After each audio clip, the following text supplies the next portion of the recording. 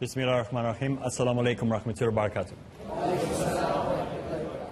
Welcome to another episode in the series Dawah IlAllah, as we look at the comparative sciences and how we can be more effective at calling our friends, our family, and our colleagues to Islam, perhaps even Muslims to Islam that have gone away. In this series, we are using the study of different sciences, specifically the religious sciences, to bring people closer to the truth. And we have to understand what they believe. And so we've been looking so far at the Seventh-day Adventists. And today we want to move on to some of the things outside of the religion of the Seventh-day Adventists. We've spoken about the understanding of angels. We've spoken about how they've got beliefs about what will happen at the end of times. Sometimes when we're doing comparative religion, we might find, or comparative studies, that the people we are addressing or talking to are not terribly religious. They really don't know anything about their religion anyway, especially if they've been born into the Seventh-day Adventist Church. Those who converted obviously will know the 28 beliefs of the Seventh-day Adventists. The general person, the majority of the congregation, were born into that religion. They don't know anything about the religion anyway. You'll probably know more than they do. So a Christian cannot claim to be a Christian if he does not obey the 10 Commandments. Now, the criticism that has been made by the Christian community against this law that the Seventh-day Adventists keep saying, the 10 Commandments or the commandments were written for the Jew and are not binding in the New Testament to the Christians of today. This is the general consensus that Christians will have. When you ask them, they say, well, the Seventh-day Adventists, they are bound by the law. We are not bound by the law because we are born again. Remember, born again is something that happens when you die anyway. We're all going to be born again. So if you don't know what I mean, you have to look at that episode and you'll have to try and find that episode to figure that all out. So the problem with that theory, where the Christians saying we're not bound by the law, is that when a man comes to Jesus and says, how must I enter the kingdom of God? May Allah be pleased with Prophet Jesus. He says to him, obey the law. And he says, which law? And he goes through the 10 Commandments. So Jesus, peace be upon him, is saying, if you want to gain heaven in the New Testament as a Christian, you need to obey the 10 Commandments and be born again. In other words, die. Once you die and you're born again in the next life, then you will enter heaven. But you have to obey the 10 Commandments. So the fact that Christians say that you don't have to means they don't know that the very, very scripture they use to claim that you can go into heaven by being born again is the very scripture that talks about obeying the law. So being unique about keeping the law is not that unique. It should be what every single Christian does, but doesn't do. The second is belief number 20 that is found in their book, and that is keeping the Sabbath. Keeping the Saturday as a day. The Sabbath should be observed on the 7th day of the week. If any of you take out your calendar, and you had to look at your diary or your calendar, you would see the first day of the week is Sunday. Nobody doesn't believe this. Every calendar that's printed, every diary that's printed, every book that's been printed, always puts Sunday as the first day of the week. So obviously Saturday is the 7th day. We have no problem with this. The Christians who don't believe that, I don't understand. But we all know that Christians are not very good with maths. Whatever math is involved, guaranteed they're going to get the wrong answer. 1 plus 1 plus 1 is always 740 with Christianity. Never means 3. So we'll find that when it comes to the 7th day, of course it means Sunday. But in everybody else's terms, it's Saturday. So there's no way around that. We know for sure that it is Saturday. And when did they keep the Sabbath from? They kept it from the Friday, when the sun went down, until the Saturday, when the sun went down. So that's when the Sabbath was. The Sabbath doesn't start on Saturday morning when the sun rises. It starts on Friday, like the Jews have always known it to be. Why am I emphasizing this? Why do I think this is so important? Because some New Testament translators, when they talk about Jesus being dead for 3 days and 3 nights, say, but you guys really, don't you know that it started on the midnight? Like it does with our calendar, the day starts on midnight. So if today is the 15th of January, it becomes the 16th of January at midnight. No, it doesn't. So let's look at some of the habits or the health issues that they have. The Seventh-day Adventists are known to be very, very health conscious, generally speaking. They are anti-tobacco, anti-alcohol, anti-pork. In the 1860s, when the church first began, it was very, very important that health was emphasized over any other issue. Because they are people who are Old Testament followers, because they believe in following the Ten Commandments, it was natural for them also to follow some of the Leviticus laws, the health laws, as found in the book of Leviticus. So the Adventists became known as the messengers of health. That was sort of their nickname. And that's probably, you know, when people revert to Islam from a previous religion, say they come from Jehovah's Witnesses or Catholicism or whatever, even though they become Muslims, you'll find that some of those thoughts and ideas remain. If they come from a Catholic background, they want a very traditional, very staunch Islam. If they come from a full gospel, happy-clappy, jump-around background, they want a more relaxed Islam. If they come from a Baptist, they want a more Calvinistic Islam. So they'll find the type of Islam that suits them from where they came from. It's almost like the afterburn is still there from where they came from. And it's the same with me. I came from a Seventh-day Adventist Baptist background, and that's still there. The health side is still there. Very health conscious. Very particular what I put into my food, what I eat, how much exercise I do. It's all part of that upbringing. So I don't have to throw everything away. So I've sort of carried the health issue through.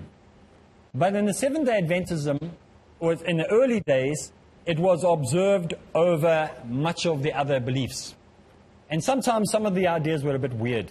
Some of the health issues were weird. For example, Ellen White told people that they mustn't wear any head coverings or wigs because it can actually cause mental disease. So they had some strange beliefs. Some things were fine, some things were very odd. Wigs were forbidden in her theology.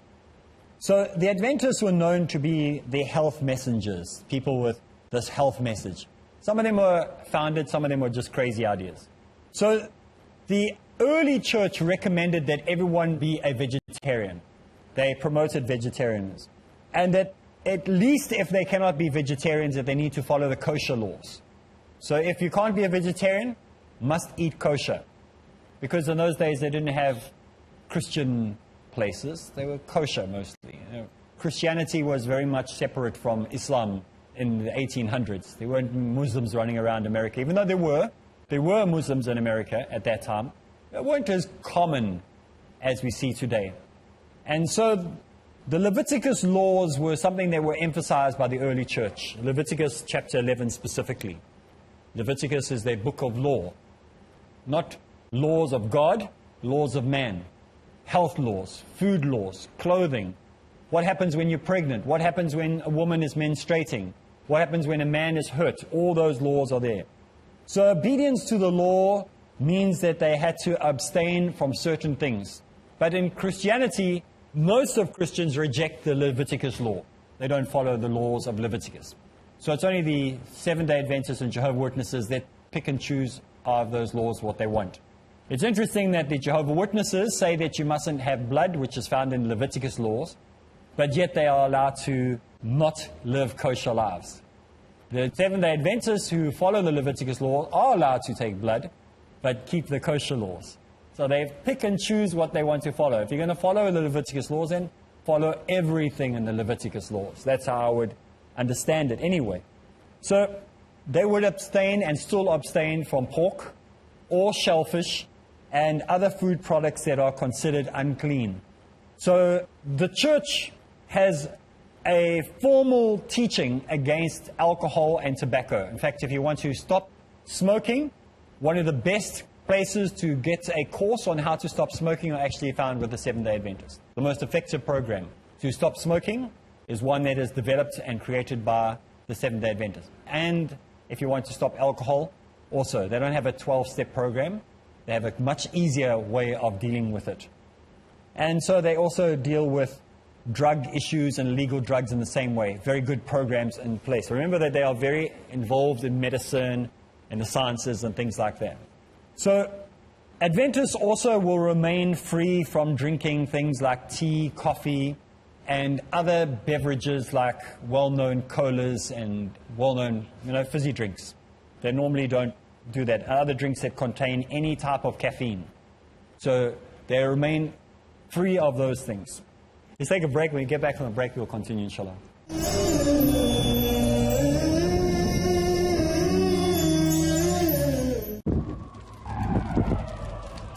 Dialogue. Discussion. Debate. Rebuttal. Conclusion.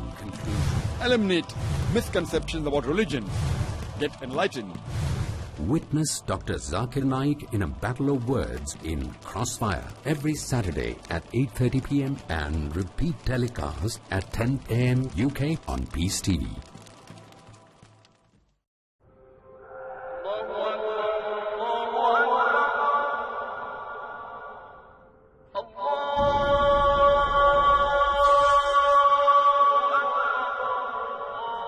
Salah is the mother of all worships.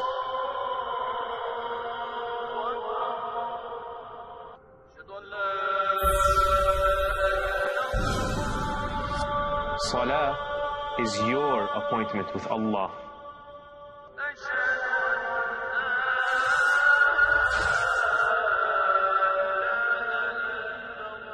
Salah is the safe haven of the believer.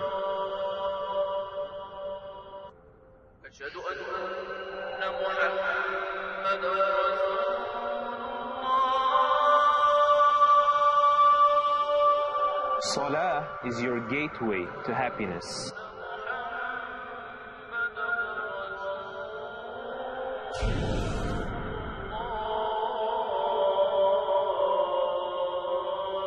Salah is the wish of the deceased.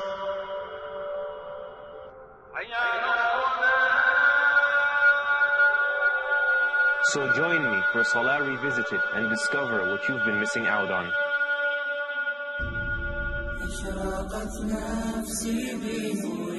Understand the remarkable guidelines that help in making our Salah rewarding and acceptable in Salah Revisited. Next on Peace TV.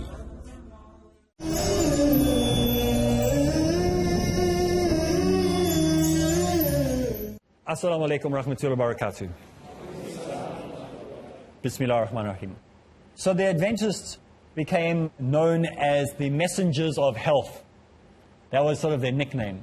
And that's probably, you know, when people revert to Islam from a previous religion, say they come from Jehovah's Witnesses or Catholicism or whatever, even though they become Muslims, you'll find that some of those thoughts and ideas remain. If they come from a Catholic background, they want a very traditional, very staunch Islam.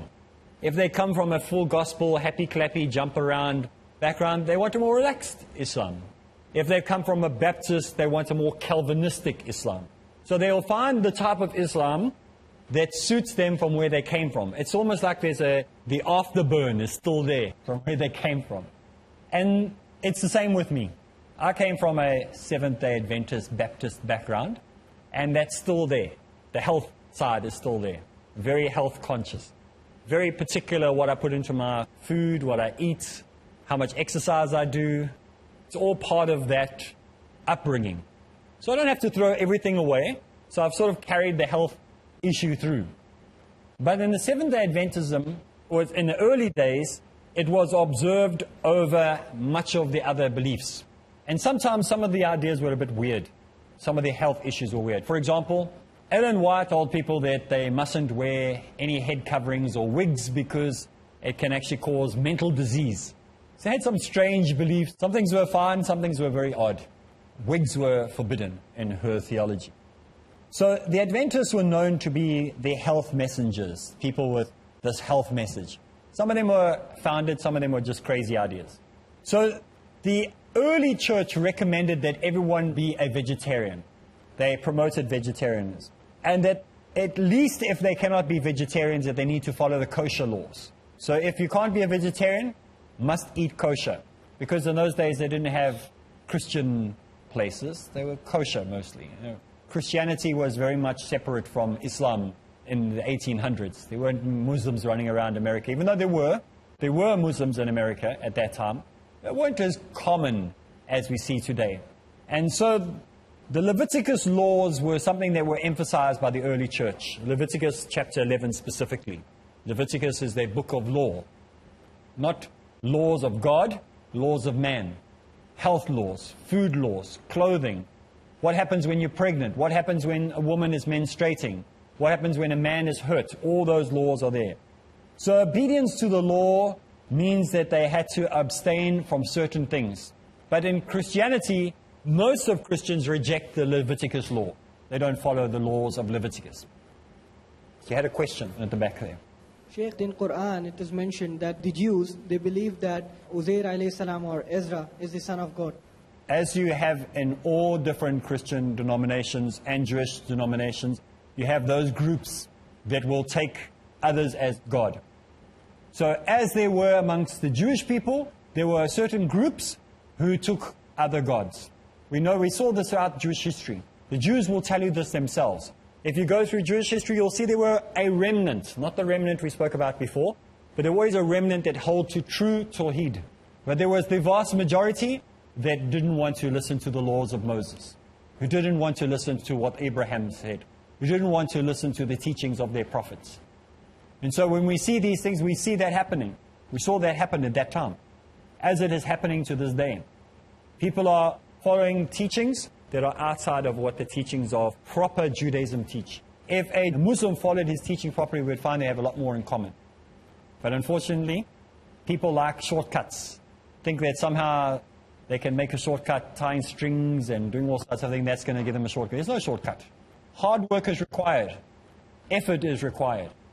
But we have a lot more in common than we do than the Christian. Let's get back to this issue of the Seventh-day Adventists and health issues. There are many well-known name brands that the Seventh-day Adventists hold.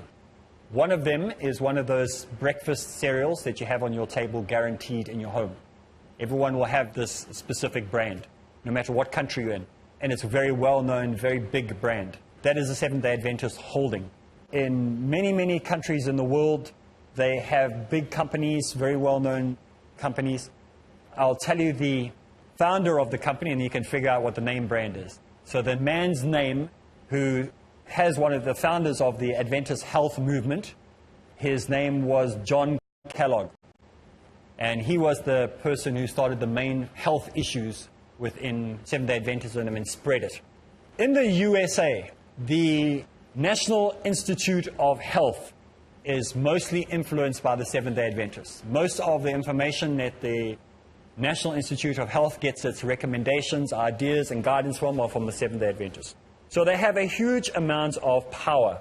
It is said in the national, those big, very well-known magazines that sit on shelves and have television channels by the same name, one of those big, fancy magazines speaks about how the Seventh-day Adventists are the most powerful religious organization in the world because of their financial and their political clout, the influence they have on politics and decision-making. The fortunate thing about the Seventh-day Adventists is they're not a militant group. So maybe they have influence on politics, maybe they have influence on decision-making, but for us as Muslims, it's not bad news because they're promoting healthy living, they're promoting the law, they're promoting things like that. Does that mean they're not evangelizing the Muslim community? Of course they are, very, very effectively as well. So most of the Adventist movements we find worldwide are very strict on moral ethics and behavior. So they will not be in for same-sex marriages, they're not in for abortion, they're not into the general things that, society would think as a taboo. They also disagree with. They believe that you should dress in a modest way. So you'll find most of the women don't wear these little mini skirts and like revealing tops. They wear, at least they will wear a skirt or a dress that goes a couple of centimeters below the knees, if not onto the ankle itself. In my country, most of the Seventh-day Adventists wear up to the ankle or below the ankle. So they're quite long dresses. Same long sleeves, everything. And the men are more or less the same. However, that can differ from one place to the next. So modesty is something that is promoted. One of the successful operations within the Seventh-day Adventist movement is something called Pathfinders. Do you know what Scouts is? Like Scouts? the movement of Scouts that became well known throughout the world. You had brownies for the girls, you had Girl Guides, and then for the kids you had Cubs, and then you had Scouts. Well, they have something called Pathfinders, and it's a youth development initiative which gives adventure sports for their children, takes them out whitewater rafting, teaches them how to you shoot bows and arrows and all that type of thing, sword crafts, swordsmanship, horse riding, things like that. Very outdoorsy type of things. And this has been very successful. And it's a way to start with the youth from a very, very young age to empower them to be part of a community. And we'll find that in many parts of the world that have actually overtaken the Scout movement. And so you'll find that instead of being called Scouts, they're just called Pathfinders. People say, where are you sending your kids? Oh, we send them to Pathfinders. And Pathfinders is controlled by the Seventh-day Adventists, run by the Seventh-day Adventists, and promotes Seventh-day Adventist theology. So be aware if you're in your area, say, well, it's just Scouts, but it's called Pathfinders. They are influencing your kids in the way of Seventh-day Adventist theology and beliefs. So they're not going to sit there and go, no, but we're not going to push an agenda. They are pushing an agenda. They are pushing the Seventh-day Adventist idea. So the Adventurers is one of their groups that they have in the Pathfinders, which is, again, if you have your local community and it says, send your kids to learn about, adventures or whatever. If you see the term Adventurers, it means it's a Seventh-day Adventist program that's developing between the ages of 6 and 9 years old. Beavers are another group, Beaver group, that is from about the ages of 4 to 5 years old. So be aware of these terms, Beavers, Adventurers, Pathfinders. These are terms that you must be aware of in your own communities, and you know who they are. Little Lambs is another one. Obviously, we're going to pick up on that one because it sounds Christian-y. And that's for like the 3 to 4 to 5 year olds. And then the older group from up to about the age of 16 is called Master Guides. So these are the different groups within the Seventh-day Adventist movement. They have priests and pastors or ministers, but they don't remain in that church for life. You see, many of the churches you'll find that the priest remains there till the day he dies or until his retirement day. So he can be a priest there for 20 years or 30 years or 40 years or 5 years or 6 years or whatever. In the Seventh-day Adventist church, it is the same as the American election process. He is voted in and he is voted off. So he will serve a term, maybe 1 or 2 terms in that church, 4 years. Then he'll maybe voted to stay there for another 4 years. Then he must move to another congregation. It's a way of preventing corruption taking place. Very, very good system. Well, that's all the time we have for this week. Make sure you join us again next week where we talk a little bit more about the Adventist movement. So from me, Areeb, Assalamu alaikum wa rahmatullahi wa barakatuh.